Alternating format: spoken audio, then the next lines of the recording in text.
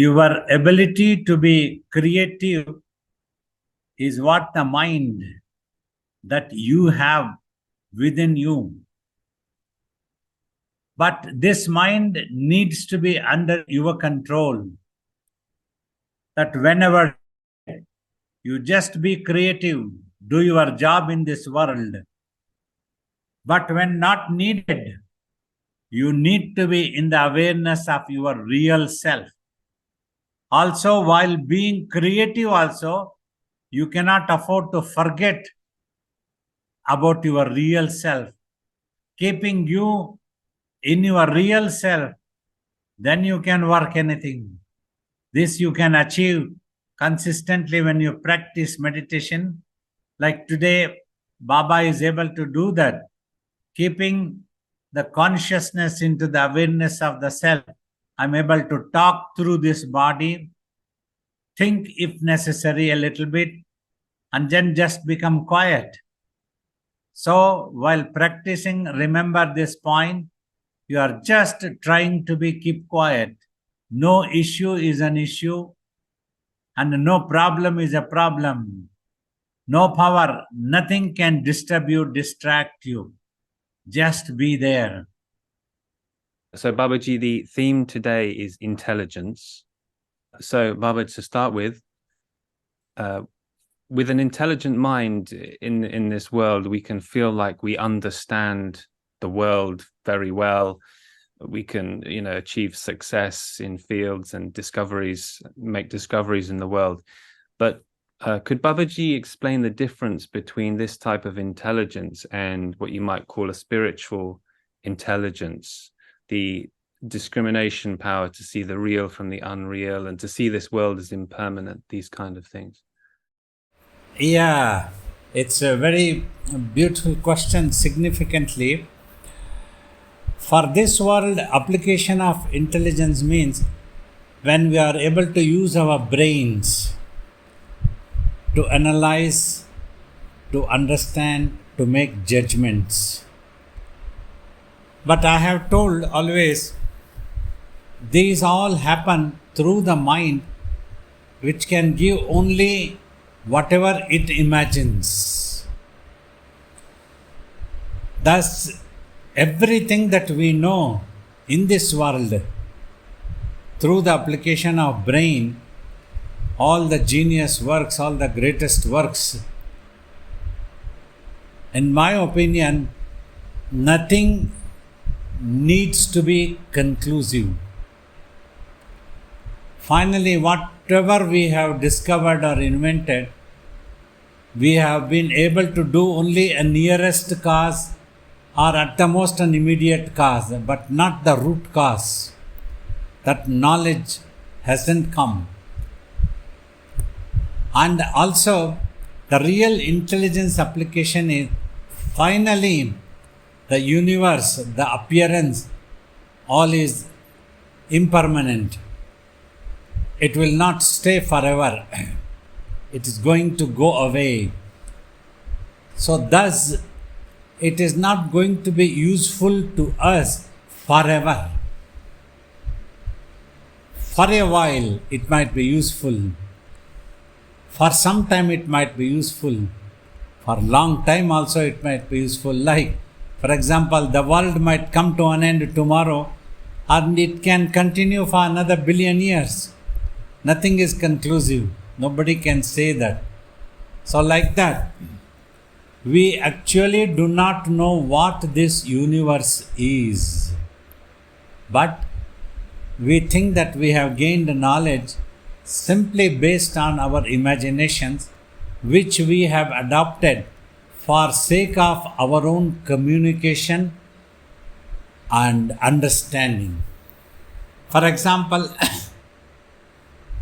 I will take an object in my hand and you and me both agree. Let us call this a thermos. You also agree. So then we communicate always for this as thermos only. You also understand if I call, I need the thermos. So you understand, oh, this is what Baba is mentioning. But neither of us know the truth about what this is. its existence, because it's impermanent, it's going to disappear. It appears, it disappears. Any real intelligent person will understand this fact. That's what induced the ancient great sages who are spiritual giants, like giants in science, who went for existence value, a permanent existence value, eternal, all the time. That's what they wanted to know, wanted to become aware when they understood the entire universe is impermanent. We can play for some time. We can use our intelligence. We can become genius. We can become powerful. Anything. But nothing is permanent finally. This understanding needs to be there. So that is the difference of spiritual intelligence and the worldly intelligence. In the world, this brain and application of the brain is needed. Just like we need the makeup when we are executing a particular role in a drama. If I am playing a role of an young man, so I need to make up myself to become an young man. But I am very well aware that I am really not young, I am old now. That's what the awareness. We get carried away, no, I am very young and we want to be young and we want to everything. We start thinking that we are not going to die at all, we won't become old. That is ignorance and stupidness. So that's what I am just trying to tell a little bit. So when we understand this is impermanent, and when we understand that we need to go for the permanent existence, and when we understand we need to have the permanent happiness, that which we are looking for at all time, nobody should be able to rob that happiness from us. Whether anybody blames us, when they praises us, becomes our friend or becomes enemy, declares an enemy thing, anything, that should not be disturbing our peace. We are always at peace in the happiness. So this achievement is the real intelligence that the spirituality means. We can call it spiritual intelligence. When the mind, with the help of the same brain, it tries to understand what the truth is finally. Why is it so? Like as a young boy also, for me, it used to come, are we born with this body being born? Are we going to become extinct? That word I used to think. Simply death is okay. When the body dies, are we also going to become extinct, finished, no more existence is there? Or is there any other secret for this existence? That's what we need to know. That's what induced us to go towards spiritual truths, following the teachings of some great masters like Adi Shankara, our own Swamiji, Ramana Maharshi, and so on. This led us towards that one. So now, for anybody to have the real intelligence, to live in this world is necessary. It is a challenge.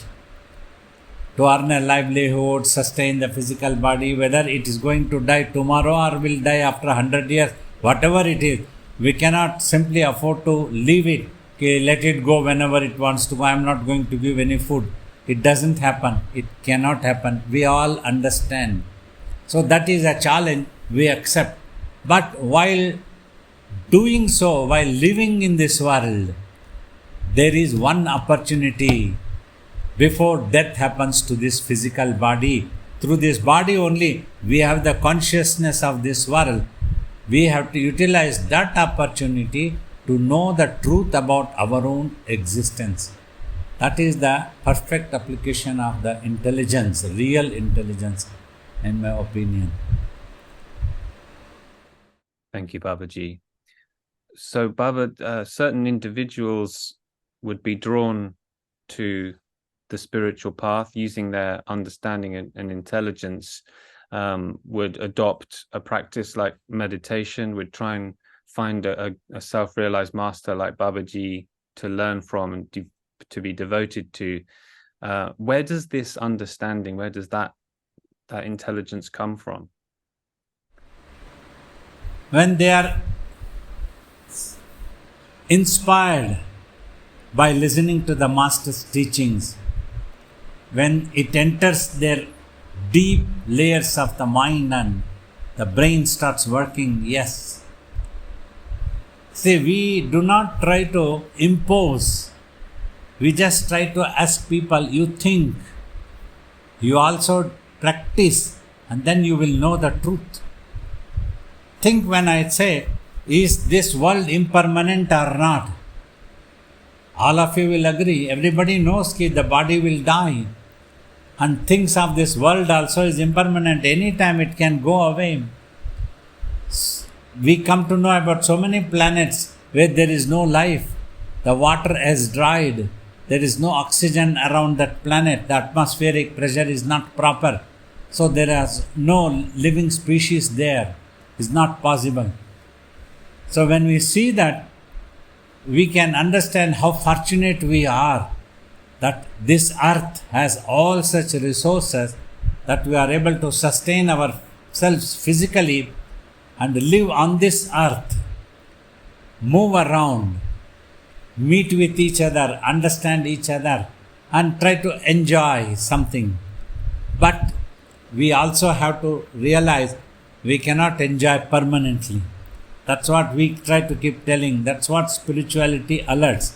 A certain thing which itself is not permanent, including the entire galaxies, entire creation, our own physical body is not permanent.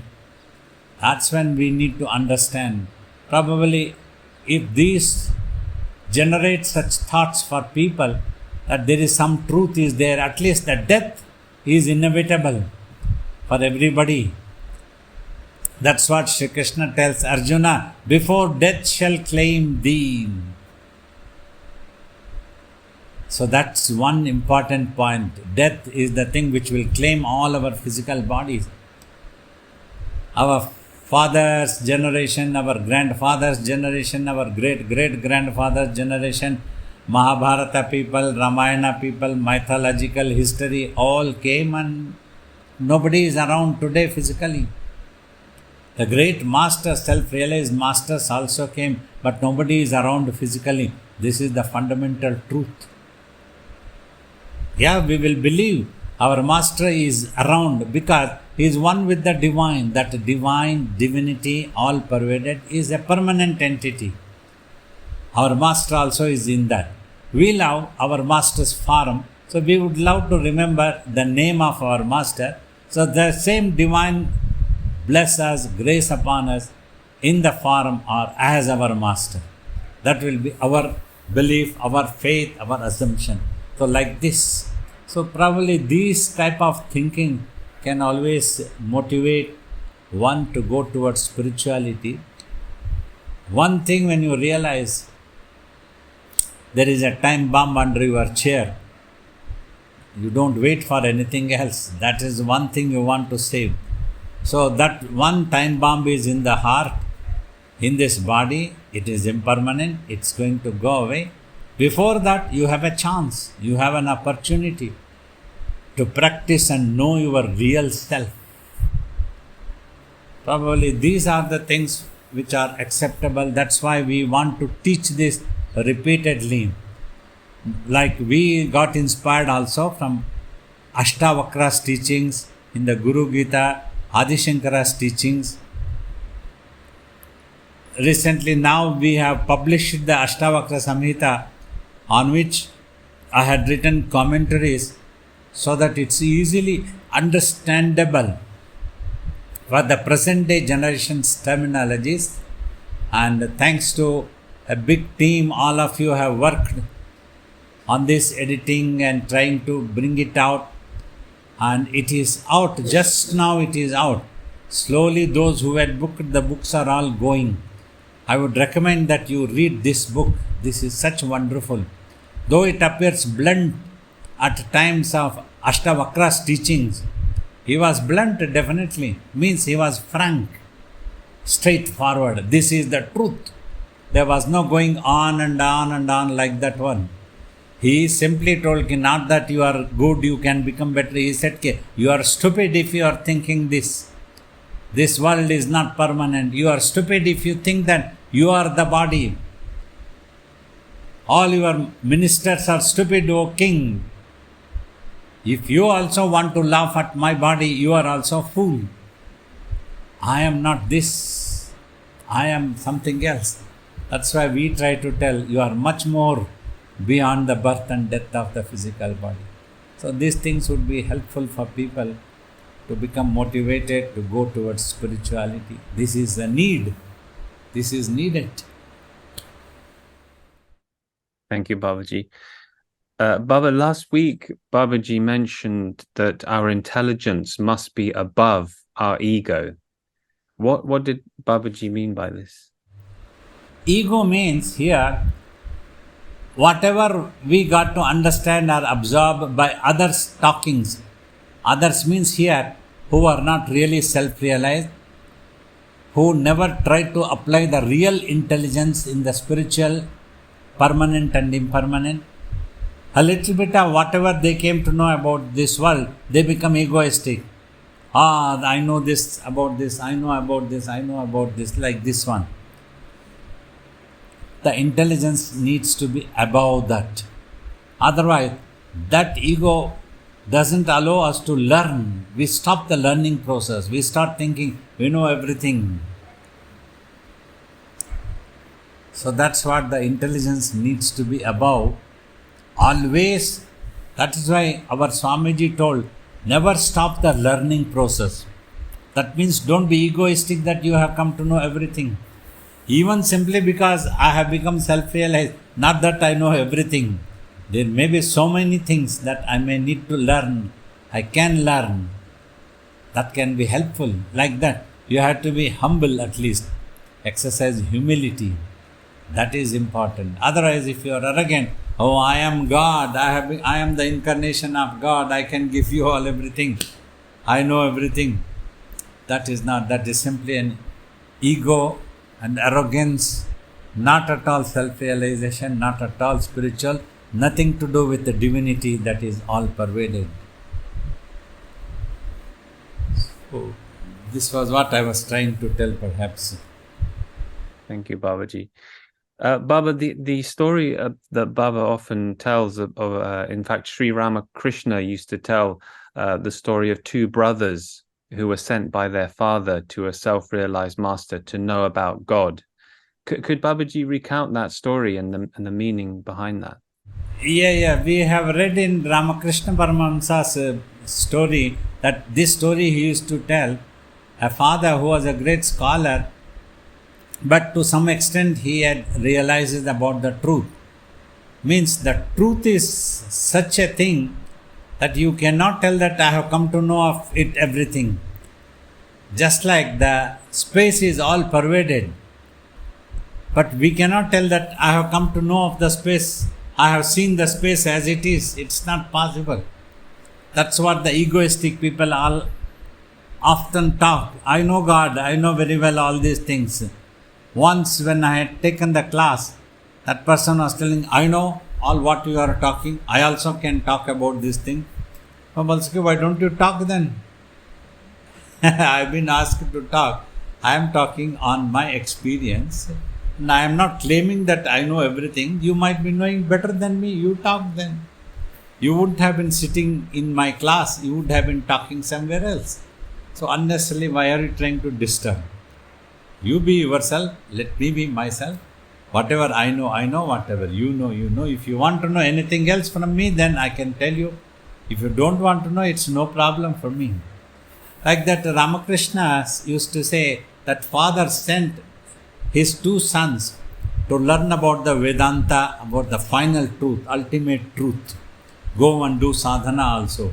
Learn from the self-realized master. So after a long time staying with the master in the monastery, they both come back. Then father calls the one son, what did you learn about the ultimate truth? He goes on talking about the Vedanta, it is all pervaded, it is like this, it is that. Then father rejects him. You don't know anything of that truth. He calls the next son. What do you know? He remains quiet. He doesn't talk anything. Then the father says, okay, you have learnt a little bit. Something you know at least.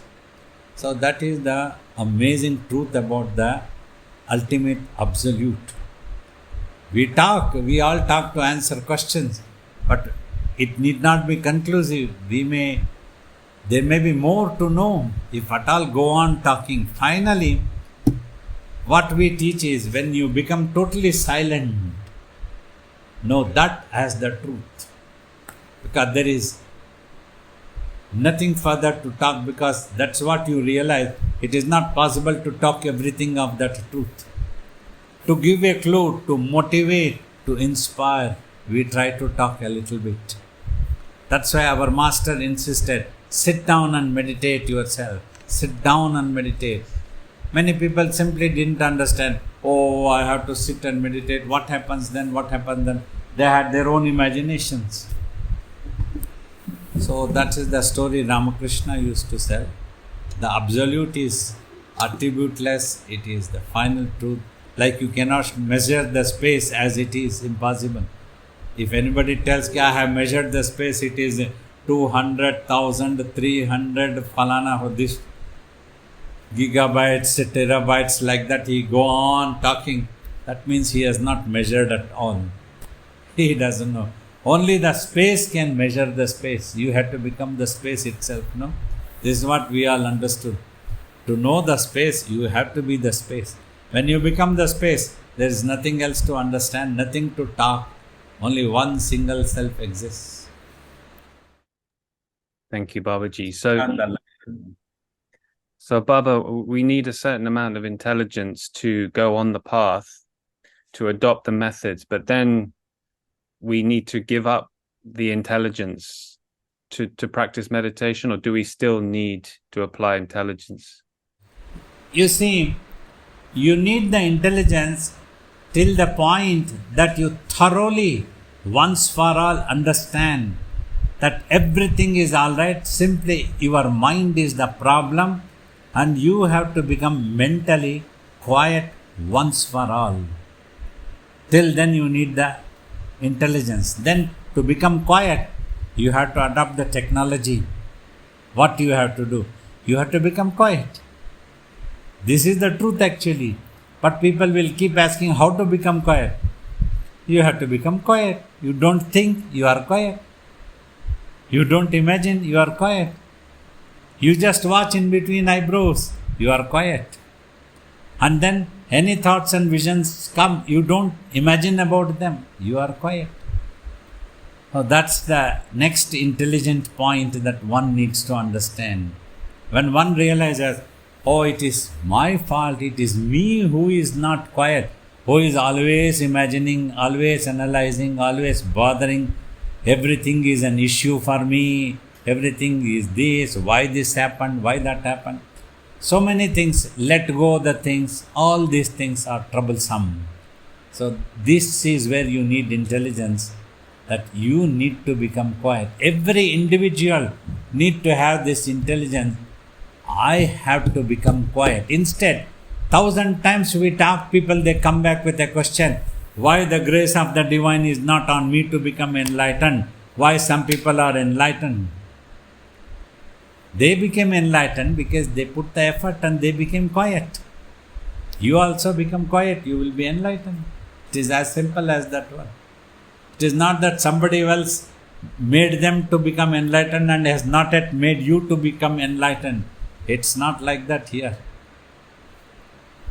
It's not in the train or the aeroplane, one has been given a seat and another is not yet given the seat. Simply you have to grab. It is here. You have to become quiet. You understand what the master. When I am teaching, if 140 people are here in the Zoom class, it is for all the 140 people and for all other hundreds of people who would be able to watch these sessions either through Zoom or on the YouTube that you present afterwards also, for everybody. So if they understand and they become quiet, they are enlightened. Who can stop them from getting enlightened? They themselves are stopping. Once they understand, it is me who has to become quiet mentally. Surrender. Thank you, Baba. So this brain is there for us to realize that actually we have to become quiet. This intelligence has arisen for that reason only. That is the right application of the intelligence. That is the right way that you utilize the services of your brain. That is why it is said, this human life is a rarest of rare gem, where once in a life cycle opportunity is there. You have a well developed brain. You think whether you are wrong somewhere. This brain helps you. It is there for you to utilize. If you can think that it is me, my habits are wrong, I am unable to give up my habits, I have become habitual, that's why I am miserable. Once I become all right, I become quiet, done.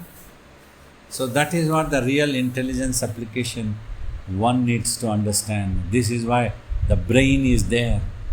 The brain is given for us.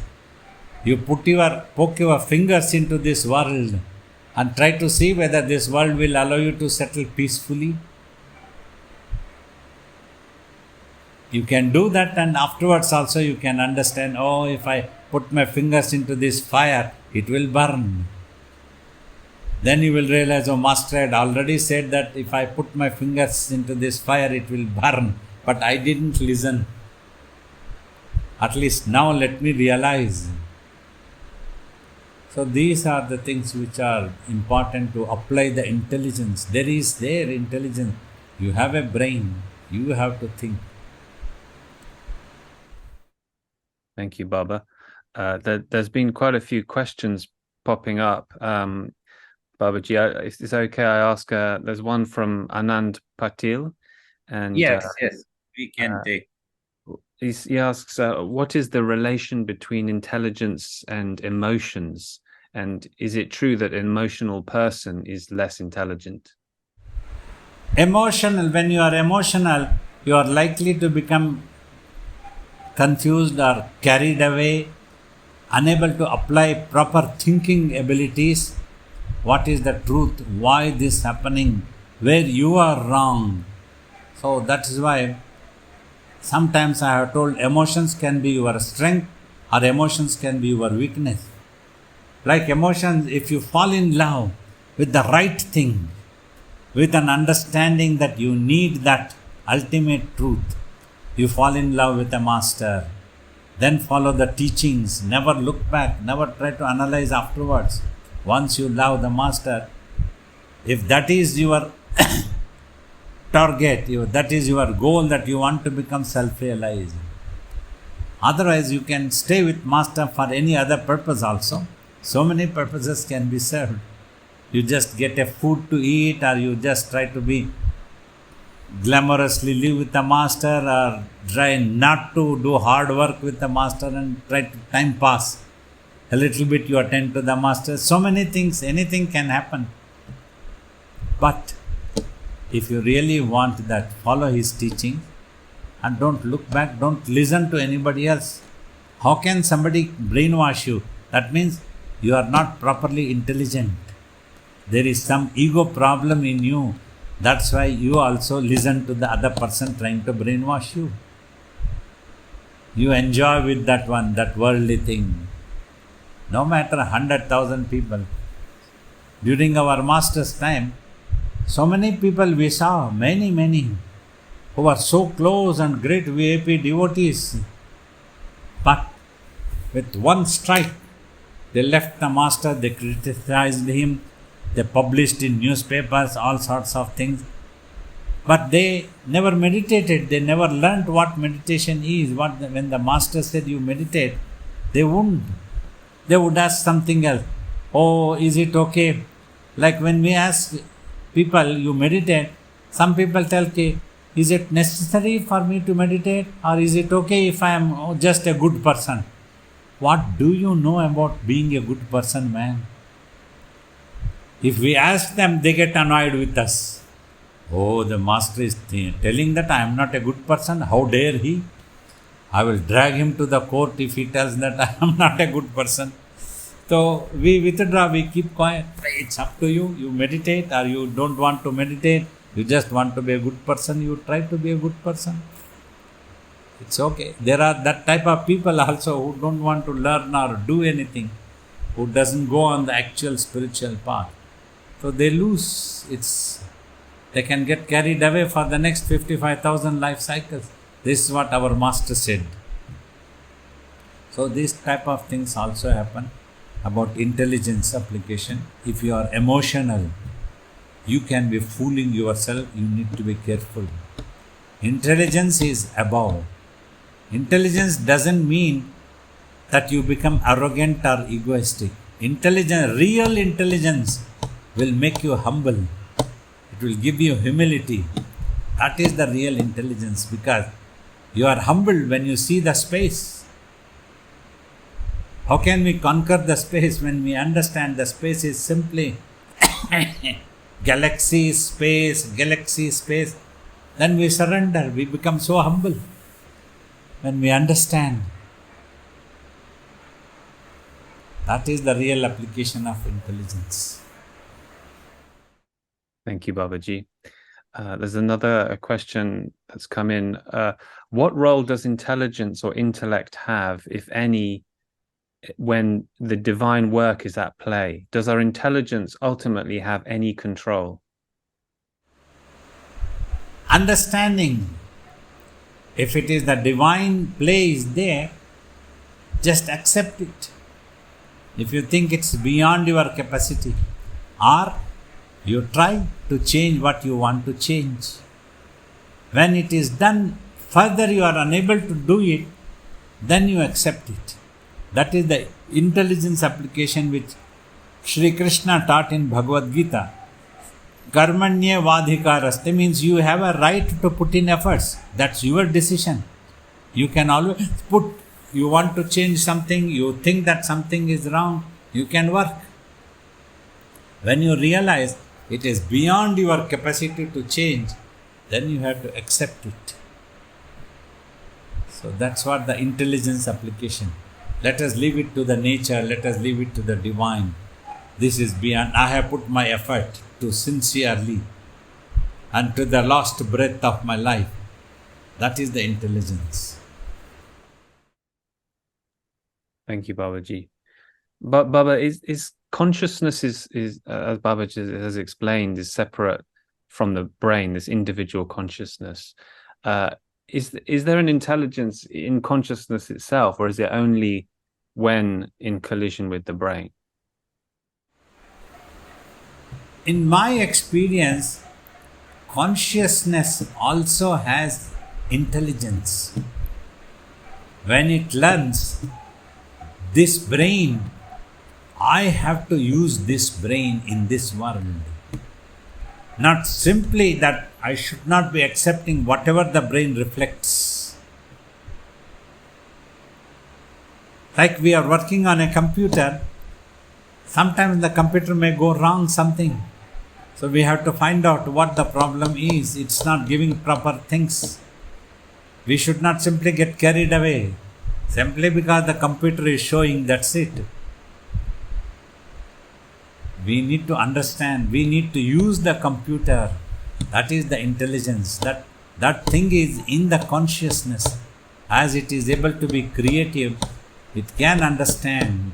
If it is clean, if it is not corrupted with too many thousands and millions of thoughts, then it will not be confused. Then it can think in the proper direction. That I need to be the master and I need to apply the brain.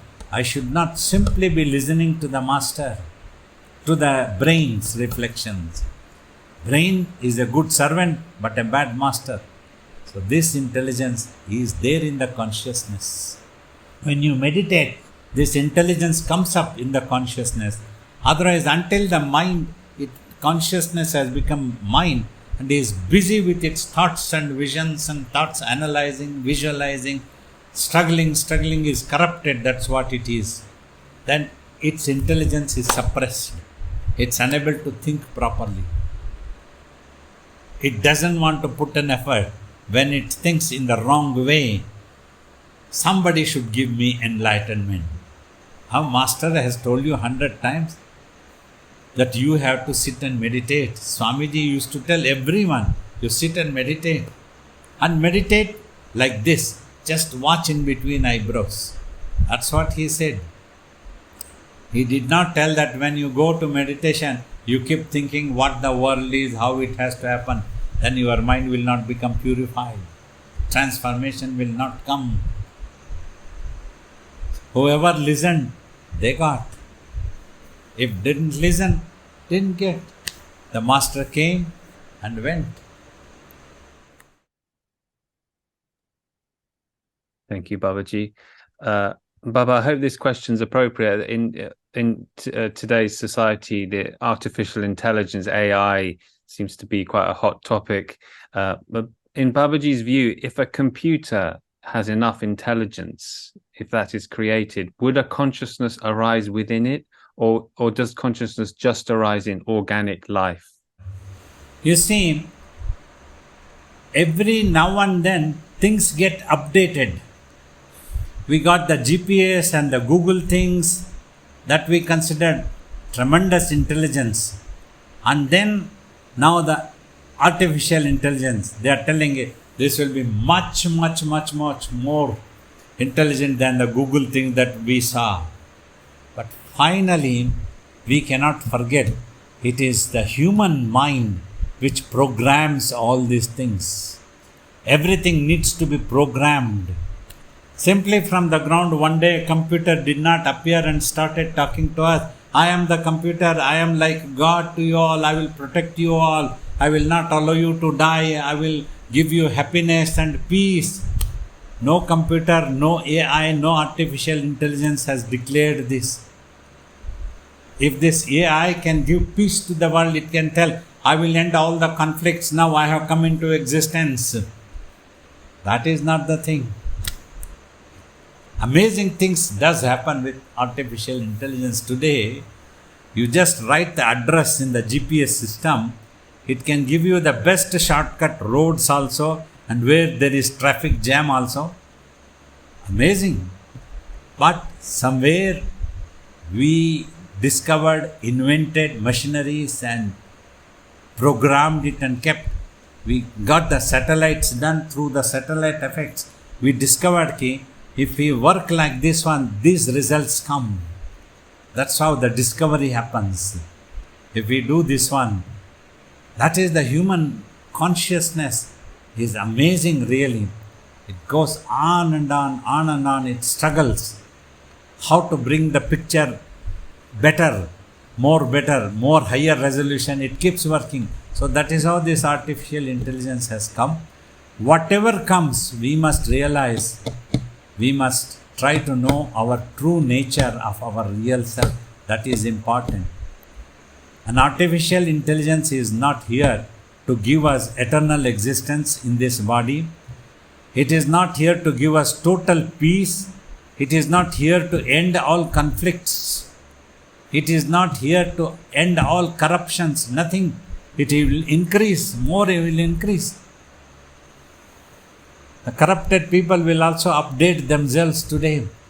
Hackers, mafias, everyone will. So they won't become noble persons. They will not start considering about each other. Oh, you also live happily, let me also live happily. I don't want your thing, you don't want my thing. These things, if anybody can invent, if any such computer artificial intelligence comes, that day it will be a wonder. This is also the wonder. We all understand, we appreciate computers, every system. So very soon now humanity, it will become common. Now it has come artificial intelligence. People are wondering what it is, when they don't know, they will be wondering. If you go to such small island where such human being who would never have seen the world outside, if a helicopter or a plane just passes by on their airspace, They can be scared. They will be wondering, what is this? He's flying. What is this bird going like that one? It's making so much of sound. But when it comes on our homes, it flies. We know what it is. It's an aeroplane. When it becomes common, it becomes simple for us. As long as we don't know the technology, we keep wondering whether it is God who has come. What artificial intelligence? But finally, we as human beings need to have a control over them. We cannot allow them to work on its own. Then it can go haywire. Movies have come, robots have been seen, we have heard about robots, everything improving. Drones have come now. But a human handles there, sitting somewhere. He, at a safe distance, he sends a drone which can bomb a certain area and come back. So he is alive, he is not in danger. If he was sitting in the aircraft and goes to bombing, his life also would have been danger. It would have been a suicidal machine. So that much improvement has happened. But he needs to do the bombings. That has not stopped. If the bombing itself can be stopped, if the conflict can be stopped, if the wars can be stopped, so why do we need this artificial intelligence? We need this so that we want to dominate, we want to be powerful. Anyway, people should not think that we do not appreciate these intelligence things. But behind that, human efforts, human intelligence is amazing. Kudos, we appreciate. But we need to understand and use it in a proper way. As Babaji has always said, spirituality needs to be adopted at the same time as Spirituality and science should go together. Thank you, Babaji. Pranam. My question, you once said that to get the mind quiet, you can assume a position of observing yourself. And if thoughts come, they come, but you simply observe. And there's a goal to even observe yourself observing. My question about intelligence is, if it is infinite rather than limited, is there also an infinite number of efforts that are part of our, call it consciousness, expanding experience to arrive more or less at an awareness without involving our thoughts, simply observation and silence? Is there an infinite number of ways actually to arrive, or really only a specific one? It can be in any way that you can achieve the quietness of the mind. That's what some of the paths we have described. Karma Yoga, while active in the world, your efforts, if it doesn't bring the same results, you accept it so that your mind recedes and becomes quiet. Otherwise it will get agitated. In the beginning I told, if an issue is not an issue, your mind will become quiet. So like that also it can happen. You become devoted to single-pointedly one thing, and your mind will become single-pointed, but you have to give it up so that the mind has to become quiet. So in whichever way you think that you can quieten your mind, that is welcome. Pranam Babaji. It's just a question. Zen was asking earlier about sort of consciousness. Now, as far as matter is concerned, matter has energy, but it's inanimate. But does that mean automatically, although it has energy, it won't have intelligence? It is just existent for the time being. Yeah, if the consciousness is not there, proper intelligence application doesn't happen. The manifestation of the consciousness. Based on that only we consider living species, not living species. Also, it depends on the type of brain that thing has. A rock may not have the brain that a human body has got. That is why in human body intelligence application can happen much better. The consciousness also gets applied there. Consciousness is able to be active and control the energy and apply the brains also. Yeah. Thank you for this one. Thank you.